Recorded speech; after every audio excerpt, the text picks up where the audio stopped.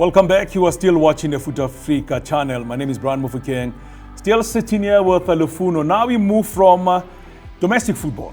We focus now on national team because this international week and Bafana Bafana have started their World Cup qualifier campaign.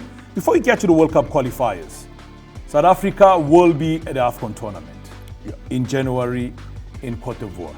Your feeling around that? That's for me. It's very good because for the first time we went there on merit. We qualified. Yeah. That is the key moment. So we can only build from here. We qualified, and I think the feelings is that when we go there, we must go there to compete. We look at the squad that we have at the moment with Coach Hugo Bros and look at how well they've done into the qualification phase of the AFCON tournament itself. Realistically speaking, where do you think South Africa will usually go, or how far will they go? I think realistically we can get to the semi-final, and then we can fight from there. Once you're in the semi-final, it's anybody's game.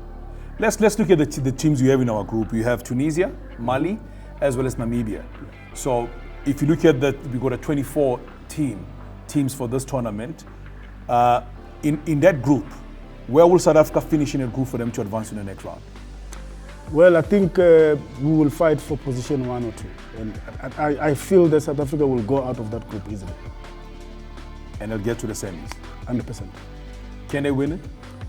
Well, once you get to the semi-final, anything is possible. African football is very difficult now. There's no straight team that you can just say they'll walk over any other team now. Football in Africa has grown, and it's very difficult to actually, say you can go easily and beat Namibia.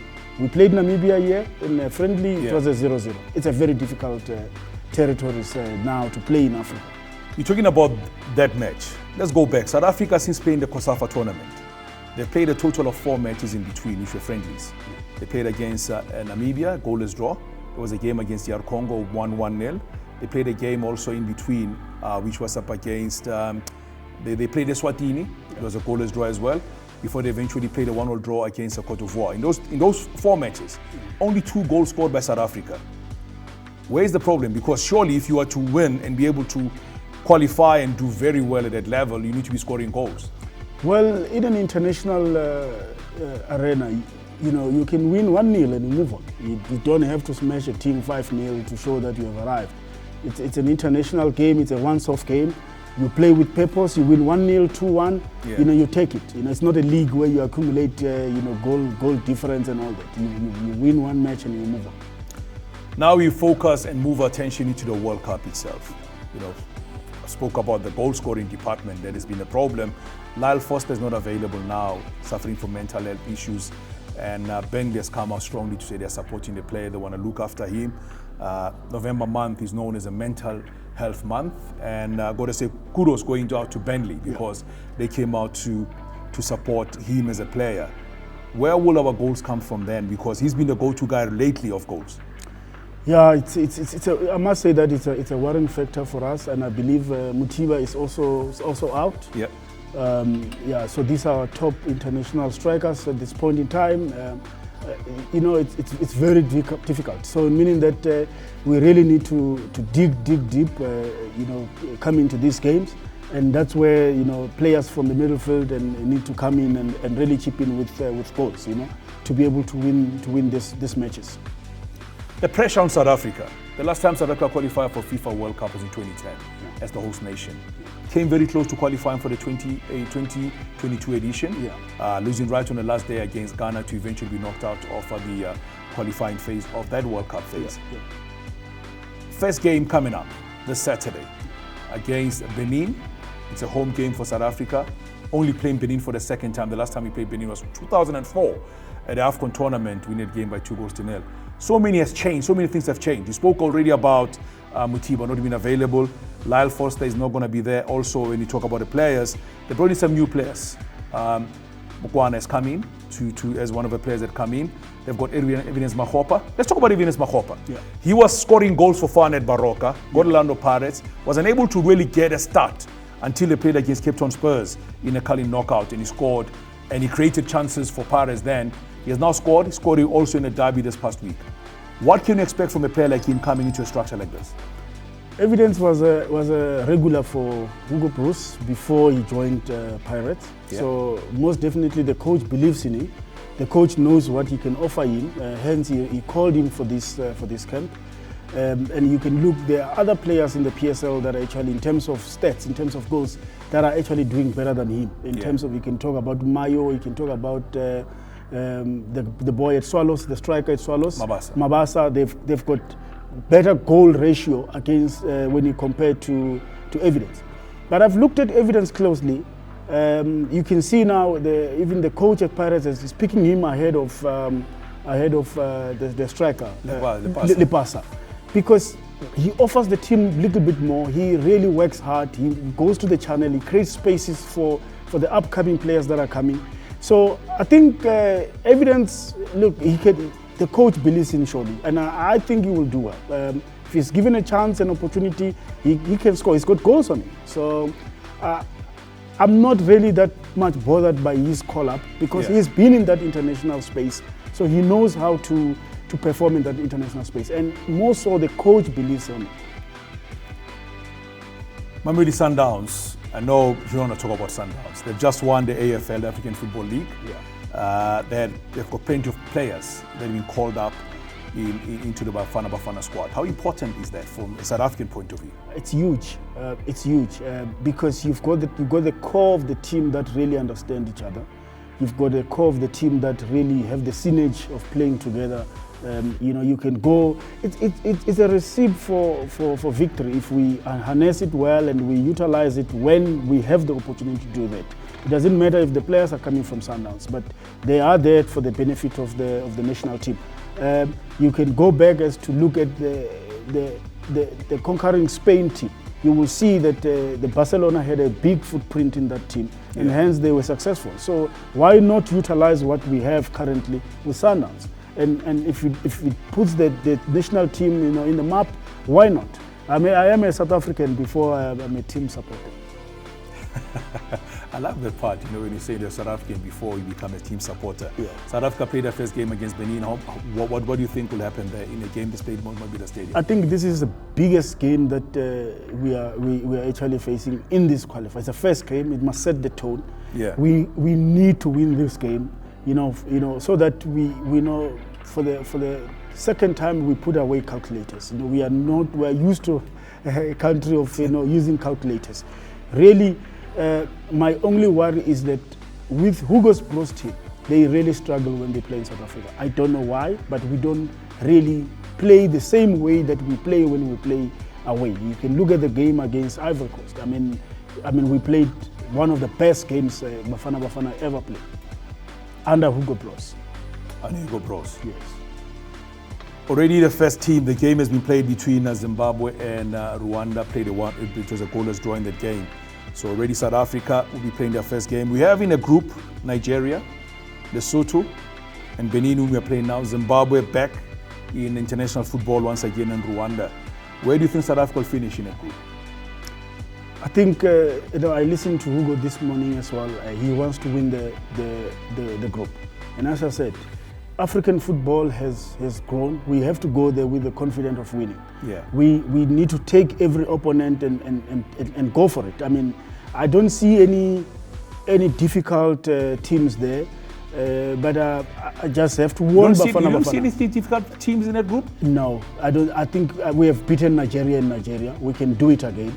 They're not the same Nigeria that they used to be. Okay. They are very beatable. So the only team that I'm worried about is our neighbors. That's where the banana skin comes through, because we become too overconfident against our neighbors, and it's a very dangerous game. So you believe that South Africa will go to Nigeria and walk away with 3 points from Nigeria? When Nigeria come this side, what do you think will happen?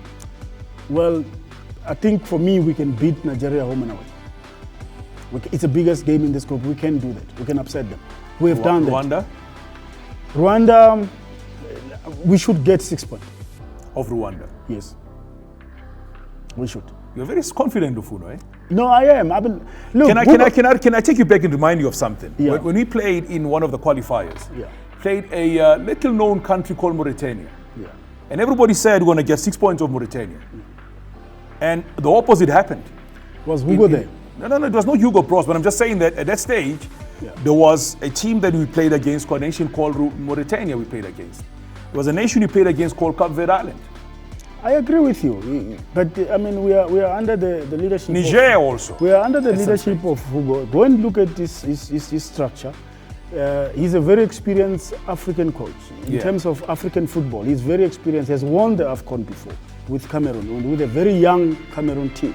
So besides anything else, in terms of coaching capabilities, I'm very confident of the old man. I think he knows exactly what he's doing. And I've seen how the team apply themselves, especially when they're under pressure. Bafana, the current Bafana, they really perform. So as I said, my only worry is that when we play our neighbors, because that's where I feel that we're overconfident. We don't really go there and play the same way with. I mean, we could have easily beaten Ivory Coast in Ivory Coast, fully packed stadium in Ivory Coast. Yeah, we missed clear cut chances, and that game we should have wrapped it in the first half. So we can beat this Bafana team. Yes, they might not have big international players, but they play as a team. You could have seen what you said when we missed narrowly to qualify for the World Cup, and that really team beaten Ghana. We were very strong in that group. For Ghana to beat us in Ghana, they had to sweat for that win. It was not an easy win. And they can tell you that. At the moment, at least something South Africa can actually take pride from is the fact that Sundowns have won the AFL 1. Yeah. There are plenty of players coming from Sundowns in the squad that we have at the moment. Let's talk about the young Khanyisa Mayo. I mean, he has set Cape Town City alight. He's now the all-time top scorer for Cape Town City. Last 5 matches, managed to find the back of the net regularly. What can you say about him? I mean, when you talk about him in the bigger picture of the Bafana squad. Well, he's still young. He's an excellent player. He can only grow from where he is now. And I'm glad that he really, renewed his contract with Cape Town City. That allows him to really grow a little bit better without pressure of playing for the big teams, because it comes with its own baggage to play for big team. So for me, I think it's a future for South Africa. Even though the Hugo Bros really don't believe much on him, but other than that, he's a top player. Top player is indeed, so we're looking forward to see how Bafana wraps up their matches when they play against Benin this coming weekend. You said they'll get 6 points off Rwanda.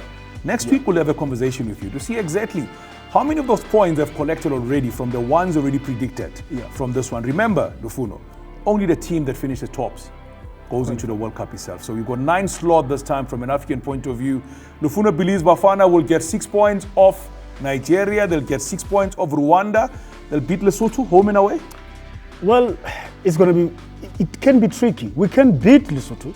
We can get 6 points from Lesotho. But it becomes tricky. But it becomes tricky. Why does it become tricky with Lesotho? And as I said, they are neighbors. And we really underestimate these teams that are really playing as our neighbors.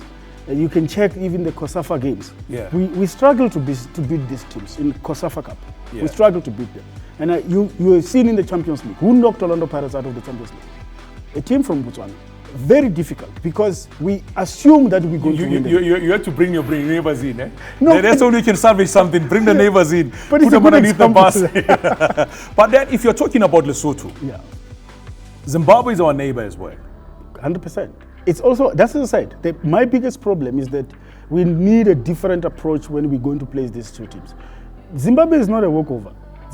How many players of Zimbabwe plays in the PSL? They know our football. They watch our football every week. They know each and every player that plays in the PSL. Majority of our team plays in the PSL. Yeah. So these teams really, you play well from Zimbabwe or Lesotho, you get a contract in the PSL. How many points we get from Zimbabwe? I don't think we'll beat Zimbabwe in Zimbabwe. That's worrying for me. Yeah. I'll tell you why I'm saying it's worrying. Because Zimbabwe has been out of international football for how long?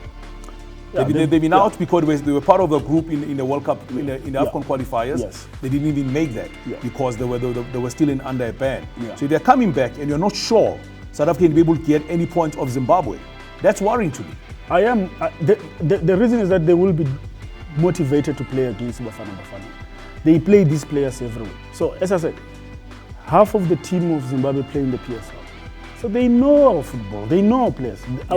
They know what Mushishi can do when he's given in a space. They know that. So hence I'm saying that Lesotho and Zimbabwe for me will be a very, very worrying factor. I'm not that much worried about the other three teams. Just to recap, 6 points from Nigeria, 6 points from Rwanda. He believes Benin is already walking the park. He believes Lesotho will be tricky, but he'll get some points of them. Zimbabwe is not sure about that. He's still sitting outside and thinking about it. And then he believes South Africa will win the group easily and qualify for the World Cup in 2026. Tell it's going to be a very interesting one indeed here. But before we do go, let's send our condolences to the family of George Chikova. What a star player. Absolutely brilliant since I saw him playing South Africa from the time that I've had Super Sport United from Dynamos, and has done very well over the years. To the family, Alahlanga Lungehlanga. Till we meet again from Fut-Afrique team and all the rest of us, have yourself a super one.